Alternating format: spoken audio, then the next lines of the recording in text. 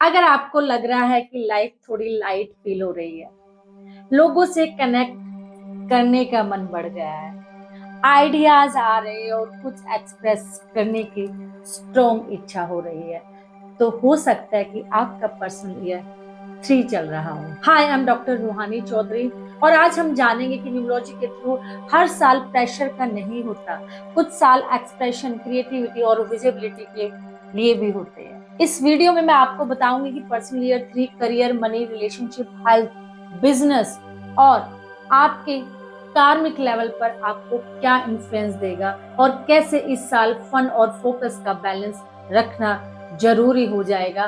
क्या चीजें personal year में आपको अवॉइड करनी है, क्या रेमेडीज करनी है, किस पर फोकस ज्यादा करना है जिससे आपको पर्सनल ईयर 3 बहुत ज्यादा सक्सेस देकर जाए, और कैसे 2026 में अपने पूरे साल को अपने कर्मा को अलाइन करके बेस्ट रिजल्ट पा सकते हो, एक नई सक्सेस स्टोरी क्रिएट कर सकते हो। वीडियो को स्किप नहीं करना, एंड तक मेरे साथ बने रहना है जिससे आपको एक पावरफुल रेमेडीज मिलेगी हर लेवल पर आपकी लाइफस्टाइल के लिए।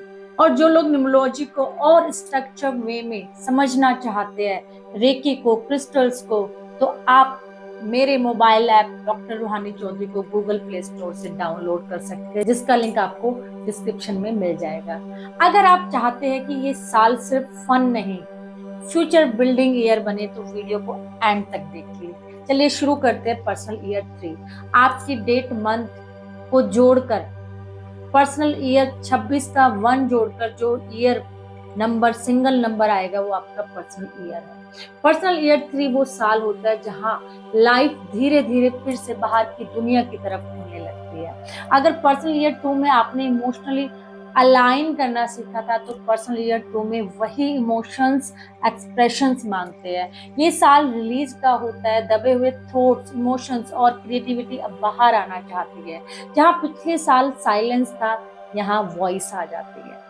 पर्सनल ईयर 3 की एनर्जी जुपिटर की एनर्जी है, जो एक्सपेंशन, जॉय, एक्सप्रेशन को गवर्न करता है। इस साल व्यक्ति हल्का महसूस करने लगता है, उसका मूड ओपन हो जाता है और सोशलाइजेशन की इच्छा बढ़ जाती है।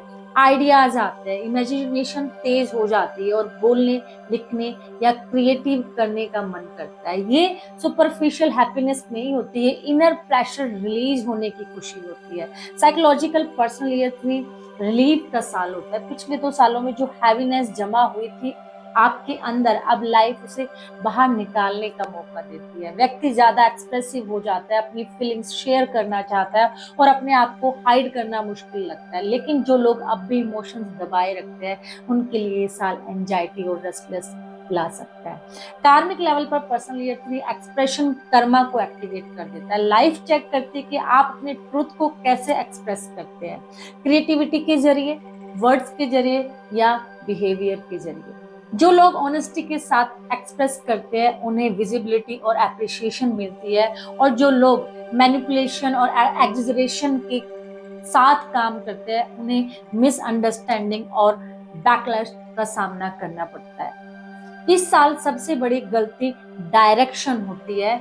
जॉय के साथ साथ स्कैटर्ड एनर्जी भी आती है। बहुत लोग हर चीज में हाथ डालना चाहते हैं, लेकिन किसी एक चीज को पूरा नहीं कर पाते। ये साल एंजॉयमेंट के लिए है, लेकिन रिस्पॉन्सिबिलिटी छोड़ने के लिए नहीं। एक्सप्रेशन और डिसिप्लिन के बीच बैलेंस बनाना बहुत जरूरी हो जाता है। करियर के लेवल पर पर्सनल ईयर 3 में बिजनेस की सबसे बड़ी गलती होती है ज्यादा बोलना और कम करना। आइडियाज बहुत आते हैं, प्लान्स भी बहुत बड़े बड़े बना लेते हैं, लेकिन एग्जीक्यूशन और फॉलो अप कमजोर हो जाता है। लोग ब्रांडिंग, प्रमोशन और सोशल मीडिया पर फोकस कर लेते हैं, लेकिन बैक एंड सिस्टम पर डिलीवरी को इग्नोर कर देते हैं, जिससे क्रिएटिविटी पर असर पड़ता है। दूसरी कॉमन मिस्टेक होती है ओवर कमिटमेंट। इस साल क्लाइंट्स, पार्टनर्स या ऑडियंस से ज्यादा प्रॉमिस कर देते हैं, जिन्हें बाद में मेंटेन करना बहुत मुश्किल हो जाता है। इमोशनल इंथुजियाज्म में डील फाइनलाइज करना और डॉक्यूमेंटेशन को हल्के में लेना फ्यूचर कॉन्फ्लिक्ट क्रिएट करता है। तीसरी गलती स्कैटर्ड फोकस। हर अपॉर्चुनिटी में हाथ डालना, बार बार डायरेक्शन बदलना और एक ही समय में बहुत कुछ स्टार्ट करना बिजनेस, करियर, एनर्जी को ड्रेन कर देता है। पर्सनल ईयर 3 एक्सपेरिमेंटेशन के लिए अच्छा है, लेकिन बिना स्ट्रक्चर के एक्सपेरिमेंटेशन लॉस दे सकता है। बेस्ट इंडस्ट्रीज की बात करें तो पर्सनल ईयर 3 कम्युनिकेशन और क्रिएटिविटी बेस्ड फील्ड को सबसे ज्यादा सपोर्ट करता है। Media, content creation, digital marketing, advertising, PR, teaching, training, coaching, public speaking, writing, blogging, social media management, designing, fashion, beauty, event management और इंटरटेनमेंट से जुड़े काम इस साल नेचुरली बहुत फ्लो करते हैं। इसके अलावा sales, branding, consultancy, online courses, workshop और पर्सनल ब्रांड बेस्ड बिजनेस भी पर्सनल ईयर 3 में बहुत अच्छे रिजल्ट दे सकते हैं, बशर्ते कंसिस्टेंसी और क्वालिटी मेंटेन की जाए। इस साल सक्सेस का सिंपल फॉर्मूला यही है, कम शुरू करे लेकिन साफ बोले, सच बोले और जो प्रॉमिस करे उसे पूरा करे। यही अप्रोच पर्सनल ईयर 3 के बिजनेस करियर को टेम्परेरी हाइप नहीं, सस्टेनेबल ग्रोथ में बदल देती है।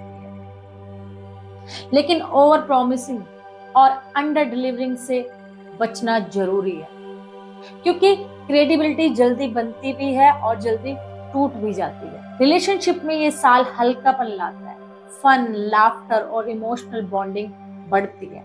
पुराने रिश्तों में वार्मथ वापस आ सकती है और नए कनेक्शन बन सकते हैं, लेकिन सुपरफिशियल बॉन्डिंग और फ्लर्टनेस भी बढ़ सकता है। इसलिए क्लियरिटी जरूरी है कि आप कनेक्शन चाहते हैं या सिर्फ अटेंशन। जो लोग वैलिडेशन के लिए रिलेट करते हैं उन्हें बाद में एम्प्टीनेस फील हो सकता है। हेल्थ के लेवल पर जुपिटर लीवर को, मेटाबॉलिज्म, हार्मोन्स और नर्वस सिस्टम को इन्फ्लुएंस करता है, इसलिए ओवर इंडल्जेंस, इरेगुलर रूटीन और लेट नाइट से एनर्जी इम्बैलेंस हो सकती है। ये साल एंजॉयमेंट का है लेकिन एक्सेस का नहीं। बॉडी को रिदम चाहिए, क्योस नहीं। पर्सनल ईयर 3 में सबसे इफेक्टिव रेमेडी क्रिएटिव एक्सप्रेशन है। लिखना, बोलना, गाना, ड्रॉ करना या सिंपली अपने इमोशंस ओपनली शेयर करना हीलिंग का सबसे अच्छा काम करते हैं। साइलेंस से ज्यादा एक्सप्रेशन इस साल मेडिसिन है, लेकिन अवेयरनेस के साथ। कलर के लेवल पर येलो, लाइट ग्रीन और चीयरफुल शेड्स एनर्जी को सपोर्ट करते हैं। क्रिस्टल में सिट्रिन, येलो कैल्साइट या क्लियर क्वार्ट्ज पॉजिटिविटी और क्लियरिटी को बैलेंस करते हैं। हैवी ग्राउंडिंग स्टोन की जरूरत इस साल आपको नहीं है। रेकी या एनर्जी हीलिंग करने वालों के लिए थ्रोट चक्र का बैलेंस सबसे इंपॉर्टेंट होता है। हीलिंग इंटेंशन यही होनी चाहिए कि ट्रुथ फ्लो करे लेकिन हर्ट ना करे।